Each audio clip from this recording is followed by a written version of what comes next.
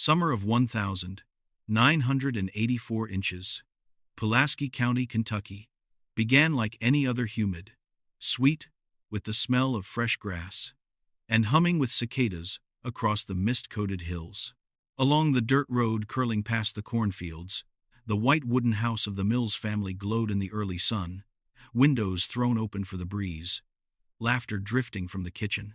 That morning, everyone believed it would be the happiest day of their lives. Sophia Mills, the 5-year-old daughter, was getting ready for her wedding. The whole house buzzed with the scent of warm pastries, her mother softly singing along to an old radio, and her sister laughing as she tried to arrange cream-colored ribbons on the reception table. In the corner, Sophia's wedding dress hung quietly by the window, its lace catching the morning light like a promise. She wrote the final lines in her journal, closed her pen, and no one knew it would be the last time she was seen alive. Night settled gently, like a breath. The fields fell silent except for the insects calling from afar. In the small white house, Sophia wished her mother good night and climbed upstairs. Everything was peaceful, so peaceful that no one imagined how quickly that peace would shatter. Sometime after midnight, as the summer wind pushed through the trees, something happened. No one heard a door open. No engine started. No sign of someone leaving. But when the first light of dawn touched the windows, Sophia's bed was still perfectly made. Her wedding dress still hung in its plastic covering. Her car keys, her wallet, her favorite pair of shoes, everything sat exactly where it belonged. Everything except Sophia. Her mother was the first to notice. She knocked on the door, called out her name, then opened it in panic. The pillow still held the faint impression of her head, but the sheets hadn't been disturbed. The back door was cracked open, a thin curtain swaying in the morning breeze. In that moment, the house felt suddenly unfamiliar. All the joy of the wedding day evaporated, replaced by a cold, creeping dread that filled every corner. By the time police sirens echoed down the red clay road, neighbors were already gathered by the fence line, whispering things no one wanted to believe. A bride had vanished just hours before walking down the aisle. Officers found a few small footprints pressed into the damp earth behind the house, but they faded after only a few steps, swallowed by the woods beyond. No signs of a struggle, no cry for help, only a strange emptiness stretching between the fields and the silent trees. Sophia Mills, the young woman with the gentle southern smile, was gone into the night. And from that morning on, the town of Somerset would never be the same. People say there are mornings when the sun doesn't bring the light, it only lengthens the shadows. For the Mills family, that was one of those days. A day that began like any other, but became the first chapter of a tragedy no one could ever erase. As the sun lifted over the Kentucky hills, the road leading to the Mills family farm was already crowded. Police cruisers, neighbors' pickup trucks, and volunteers stood shoulder to shoulder, carrying flashlights, ropes, and search dogs. No one spoke loudly. Only hushed, raspy voices and heavy footsteps, pressing into the damp soil, filled the air. The sheriff lowered his voice as he ordered the search teams to spread out. He had known Sophia since she was a child, had watched her run through the cornfields every summer when the crops grew tall. Now, he had to read her name on a missing person report. Seeing it there felt painfully foreign. Behind the house, the land opened into a patch of thin woods. That was where they spotted a few faint footprints in the fresh mud, small, evenly spaced, as if someone had been walking quickly. But after just a few steps, they vanished. The ground ahead was hardened clay, offering nothing to follow. A neighbor woman shined her flashlight into the brush, her voice trembling as she said she'd heard wind last night, and something that sounded like someone calling a name. But when she opened her door, there had been only insects and distant lightning. The search teams pushed deeper into the forest. They called Sophia's name, their voices echoing through the pines, sounding more like the echo of their own fear. Several people brought in scent hounds, but the dogs quickly lost the trail. The smell of wet earth and the moisture drifting from Lake Cumberland erased everything too quickly. By noon, a light rain began to fall. Someone brought coffee for the searchers. Sophia's father sat on the porch steps, his shirt soaked through, his hands locked together as he stared blankly toward the tree line. He didn't say a word. Her mother stood beside the sheriff, still gripping a photo of Sophia in her white dress, crying as she pleaded for them to search farther, just a little farther, because she believed her daughter was still out there, simply waiting in the wrong place for someone to find her. At sunset, the flashlights began going dark, one by one. The men headed back quietly, and police vehicles rolled away slowly along the muddy road. The forest slipped back into silence. A second night passed, and whispers began to spread through Somerset. Some said she ran away, others swore she'd been taken. But for the Mills family, only one truth mattered: Sophia had never left this place. Inside the wooden house, the window lamp burned through the night. Its soft yellow glow spilled across the porch, like a silent plea reaching toward the dark woods. Her mother whispered, "Honey, if you can hear me, come home." But only the wind answered, carrying her call into the fading hush of a summer rain. On the second morning after Sophia disappeared, Daniel Harris showed up at the county sheriff's office. He sat in a small interview room, his hands locked together, his eyes fixed on nothing.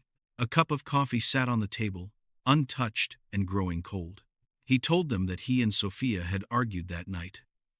Something small, he said, about the seating arrangement, about her wanting to make last-minute changes to the wedding plans. He said she got upset and stepped outside to cool off. And then he waited until morning, but she never came back. The story sounded reasonable, but something about it was hard to believe. A young officer later said Daniel was too calm. No shaking, no confusion.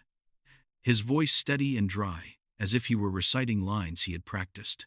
When they asked whether he went looking for her, Daniel simply replied, "I thought she needed time." In those early days, many people felt sorry for him. Neighbors said he was a good guy, hard-working, steady, always polite. He worked long hours at the construction site and rarely caused trouble. But then small details began to surface, like cracks forming across a mirror that once looked flawless. A close friend of Sophia's said she hadn't been herself lately. She laughed less, went out less, and avoided talking about Daniel. When pressed, she only said he was becoming too attentive, the kind of attention that makes you feel caged. Police found Sophia's journal in her room. The last pages were unfinished. She wrote that Daniel had started showing up at her workplace unannounced, that he asked who she talked to, where she went, and sometimes just stood there staring until she felt afraid. The entries didn't accuse him of anything. They were simply tired, worn down, and increasingly frightened. When word got out, the small town began to divide. Some believed Sophia had run away. Others started looking at Daniel differently. Some said he was too calm. Others whispered that he never asked about the search efforts. He only repeated the same sentence. "She'll come back. She always will." But Sophia didn't come back. And with each day that passed, the faith they once had in the man who seemed so perfect quietly began to fracture. In the late afternoons, people still spotted Daniel standing by the fence line, staring toward the woods. No one knew whether he was waiting or hiding. A week after Sophia vanished, while her mother and sister were cleaning her room, they found a small envelope tucked behind a wooden jewelry box. The envelope was old, slightly creased, but the handwriting on it was clear. For Claire, written in a slanted line of blue ink. Claire was Sophia's older sister, living in Lexington, more than a 3-hour drive away. Inside the envelope was just a single sheet of paper folded in half. The writing looked rushed, the strokes trembling slightly. No greeting, no date. Only a few brief lines. "If anything happens, don't let them think I chose to leave." Her mother held the note with shaking hands. Those vague words felt like a message and a warning. In the silent room, she could only stare at the sentence while tears spilled faster than she could wipe them. Claire later said that when her mother told her about the letter, she had to sit down, because only someone truly afraid would write something like that. When officers arrived to collect the note, the entire house felt heavier. The sheriff read it several times, then looked up at Sophia's mother and asked quietly, "Do you think Sophia was afraid of someone?" She nodded. "Just once." No one dared to say it aloud, but everyone knew exactly where that answer pointed. From that moment on, the way people looked at Daniel Harris changed. He was no longer the heartbroken almost groom. He was the last person to see the bride alive. Rumors spread like wildfire. At the barber shop, in diners, in church pews on Sunday mornings, people whispered Sophia's name, followed by theories that grew darker by the day. Daniel denied everything. He still showed up to church, shook hands, smiled politely, as if nothing had happened. But the way people looked back at him had shifted. Some said he never asked about the investigation. Others swore they saw his truck leaving the mill's property that night. But no one had proof. Meanwhile, Sophia's mother kept the letter in the drawer of her nightstand, carefully folded, as if she could still hear her daughter's voice echoing from the page. Some nights, she would take it out and read it again slowly, gently, as though she were speaking to her. Then she would fold it back, set it down, and light the small lamp by the window.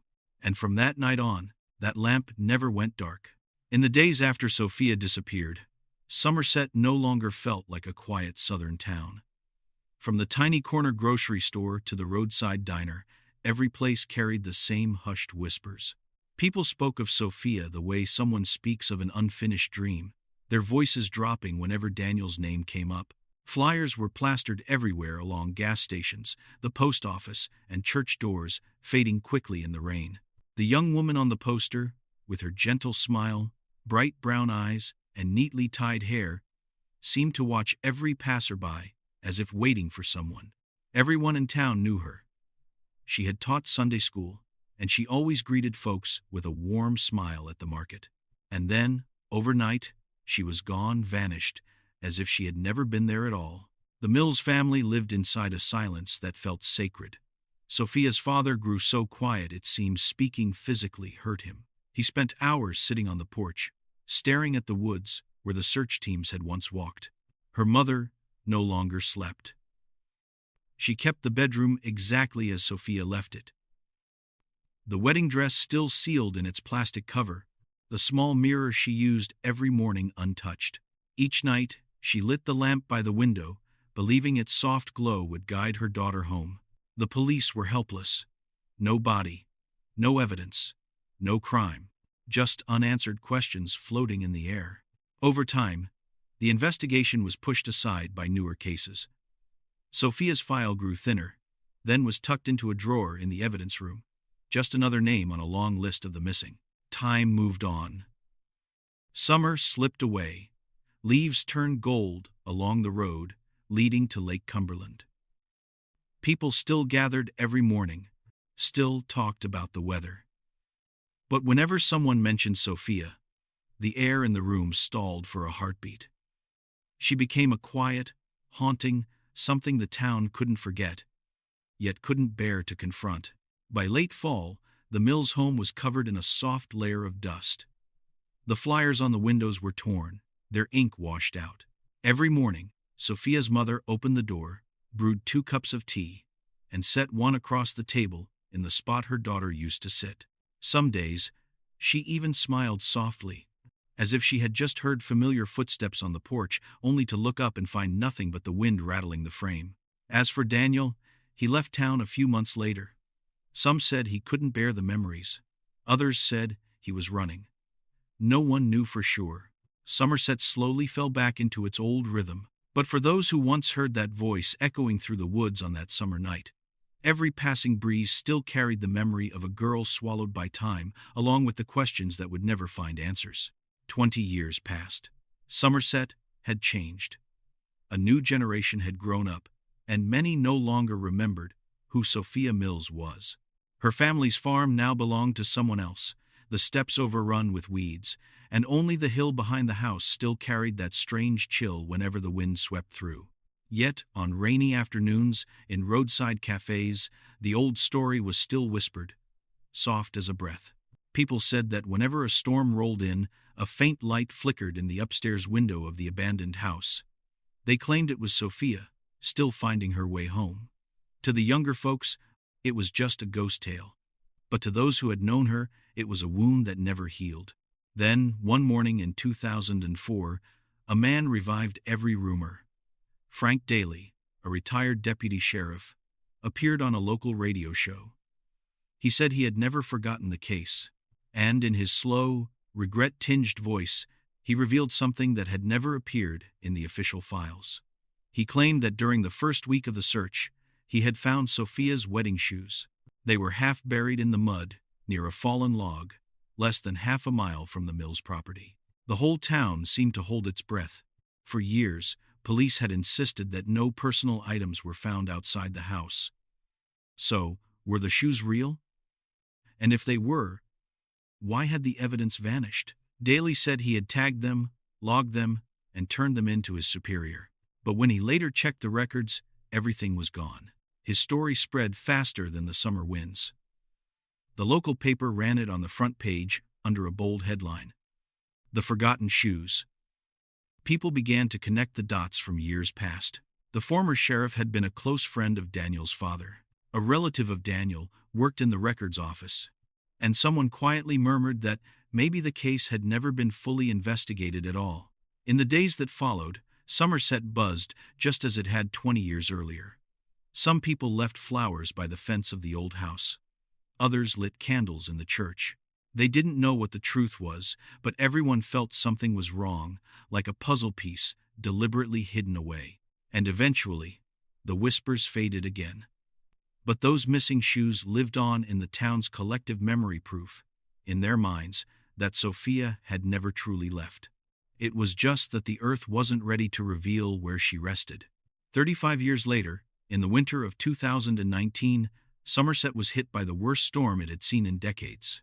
Rain hammered the town for 2 days and 2 nights, flooding the winding dirt roads and tearing apart the hillsides worn down by time. The dry creek behind the old Mills farm turned into a roaring, muddy waterfall that swept away everything in its path. For most residents, it was just another storm in the long memory of this land. But for the small patch of earth just outside Somerset, where Sophia's house once stood, that storm did something decades of searching never could. It gave the truth back. 3 days after the rain stopped, a county work crew was sent to reinforce the eroded embankment near the trail behind the farm. When they dug into the first layer of soil, a young worker noticed something in the mud that didn't match the earth around it. A small piece of fabric, thin, ivory-colored, tangled in a web of roots. He assumed it was just an old tarp, but when he tugged at it, the clay fell away, revealing delicate lace threads fine as mist. The worker stood silent for a long moment, then called the others over. They dug a little more, and when the dirt broke apart, a shape emerged, rounded, rigid, but not stone. In the weight of the wet mud, they saw the unmistakable curve of human bone. News spread instantly. State police sealed off the area. A light drizzle began to fall again, soft as a farewell. Flashlights swept over the ground, illuminating the lace, now stained by decades underground. No one spoke. Only the rain and the unsteady breaths of the onlookers filled the air. In the damp earth, they found a rusted pendant pressed against the ribs. Once cleaned, a tiny engraving appeared. S. M. June 16, 1984. That was all it took. No forensic confirmation was needed. The entire town understood. After 35 years, Sophia had been found. People said the earth had held her, and the storm had finally given her back. Elderly neighbors gathered along the roadside, standing in the rain as police carried the remains from the site. Some cried. Others folded their hands in prayer. A man who had joined the search party in 1984 whispered, "We walked right past this spot, just inches away." That evening, the local newscaster read every word slowly, her voice trembling as she spoke the name that had become a tragic legend in Kentucky. Human remains discovered in Somerset, believed to belong to missing bride of 1984, Sophia Mills. That night, the light in the window of the old house glowed again, though no one knew who lit it. It cut through the thin rain, merging with the fog, as if her spirit had finally found its way home. People said some secrets stay hidden only until the earth and sky decide to let go. And in Somerset, that storm didn't just tear down trees, it opened a door to the past, where justice had been buried for 35 long years. What the storm revealed was sent immediately to the State Forensic Lab in Frankfurt. Inside, carefully numbered evidence bags, every scrap of lace, every fragment of bone, every handful of soil was placed as if they were pieces of a story that had never been allowed to finish. The room was bright and cold, so quiet you could hear the soft drag of paper across the steel table.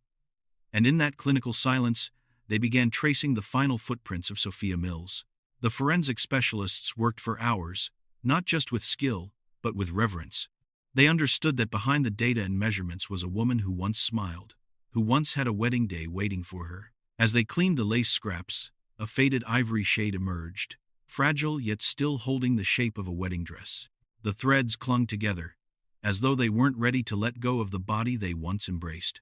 One young technician paused for a long moment over the rusted pendant. She brushed her thumb across the faint engraving. S.M.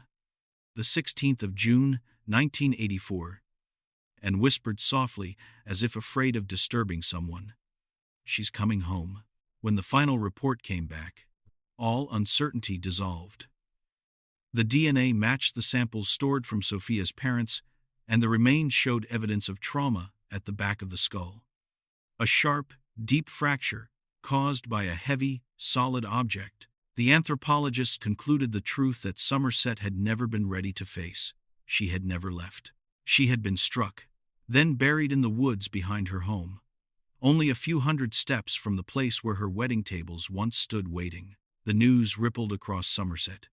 People stopped in the market, in diners, in church hallways, listening as the local radio read the short bulletin. The announcer's voice broke on the final line. "Missing bride of 1,984, Sophia Mills, has finally been found." The sky didn't rain that day, but it hung low and heavy. Those who lived through that decade said no one could finish their dinner. Some lit candles, others placed flowers along the fence where the police had uncovered her remains. No one knew whether to grieve or to feel relieved, because the truth, though discovered, was still unbearably cruel. And as night settled, the wind moved through the old woods again. People said that for the first time in 35 years, Somerset felt truly quiet, not because they had forgotten her, but because everyone knew at last Sophia had been heard. After the forensic results were released, every eye in Somerset turned toward the same man. Daniel Harris, once known as the groom without a bride, was now 61 years old, living quietly in Cookeville, Tennessee. He had 2 children, a small house, and a life that seemed tucked away behind him. But when the police knocked on his door, time snapped back to that summer night in 1984. People said that morning, when Daniel opened the door and saw the badges gleaming in front of him, he stood still for a long time. He didn't ask why they were there. He didn't ask who had died. He only whispered, "I knew this day would come." In the small kitchen, where the noon light washed pale across the walls, he sat across from 2 investigators. They spoke very little, only slid across the table a photo of Sophia, the rusted pendant, and the report from the state lab. No pressure, no threats. It was the silence that made the room feel heavier. Daniel lowered his head, his hands clenched until his knuckles turned white. Then he began to talk, his voice steady but exhausted. He said that night they argued. Sophia wanted to postpone the wedding. She said she needed more time, that something in their relationship frightened her. Daniel said he felt insulted. He remembered how her voice shook, how she stepped quickly out onto the porch, her nightgown brushing lightly against the wooden step. He followed her. It was dark, just the sound of insects and the moon barely cutting through the pines. She told him to leave her alone. He refused. She turned around, tears streaking her cheeks, and then she slipped. In that moment, he grabbed her, not knowing if he meant to steady her or stop her. He pushed once, quick. She fell. Her head hit the damp ground. Everything after that, he said, was silence. Daniel said he knelt beside her, shook her, called her name. But Sophia didn't move. He touched her cheek, already cooling under his hand. Panic swallowed him whole. He dragged her behind the house, wrapped her in a piece of lace fabric, and walked straight toward the dry creek bed. He dug with his hands the soil soft, wet, smelling of mud and metal. By the time the sun came up, he had returned home, showered, changed his clothes, and called the police. The investigator across from him said nothing. Only the ticking clock and Daniel's quiet breathing filled the room. He looked down at his trembling hands and whispered, "I didn't mean to kill her. I just wanted her to listen to me one last time." No one responded. After a long moment, he raised his head. His eyes clouded the eyes of a man who had lived too long with a truth he couldn't bear. "I've lived 35 years with that image. Every night, I hear her calling my name." When he signed the confession, rain began to fall outside the window. One of the investigators later said Daniel didn't look like a man being arrested, more like someone who had spent a lifetime waiting to finally let go of his burden. And maybe, somewhere, Sophia had finally heard the confession she deserved. In March of 2020, more than 35 years after Sophia vanished, the Pulaski County Courthouse opened its doors for a new trial. There were no crowds this time, no curious onlookers, no cameras. Just a small room, soft lighting, and a few faces carved by age. Daniel Harris, hair silver and frame thin, walked slowly to the defendant's chair. He didn't look around. He didn't lift his head. It was as if the world had grown too distant to belong to him anymore. The prosecutor read the charges, each word echoing steadily through the quiet room. Second-degree manslaughter. No objections. No arguments. Everyone knew this verdict couldn't bring Sophia back. But maybe, just maybe, it could bring peace to those who had survived her. The only member of the Mills family present was Claire, Sophia's older sister. She had flown in from North Carolina, standing before the court in a pale gray coat, holding the pendant found beside her sister's remains. She began speaking softly, but every word was clear. "For 35 years, my family waited. My father died without ever knowing the truth. My mother kept a light burning in the window every night until the day she passed. We're not here for revenge. We just wanted to know what happened. And today, we finally do." The room fell completely still. Daniel looked up, his eyes hollow, bottomless. Claire met his gaze cold, but compassionate all at once. "I don't know if you still pray," she said, "but I believe God sees everything. The storm last year took the roofs off many homes, but it brought my sister back. The storm took away the light, but it gave us the truth." When the judge pronounced a 25-year sentence, Daniel simply nodded. No tears, no excuses. Some people in the room stood. Others bowed their heads in prayer. Outside, the sky turned gray, and a faint drizzle began to fall onto the courthouse. Steps quiet, steady, almost identical to the morning Sophia disappeared. They say justice delayed is still justice. But in Somerset, justice bore the tired faces of people who had waited half a lifetime. As Daniel was led away, Claire remained where she stood, fingers wrapped tightly around the pendant. Her lips moved in a final whisper. "Go home now, Sophia. It's finally over." That spring, the rain returned to Somerset. Not the violent storm of the year before, but a gentle, lingering drizzle falling over rooftops, soaking through the trees, softening the earth, and rinsing away the dust of time.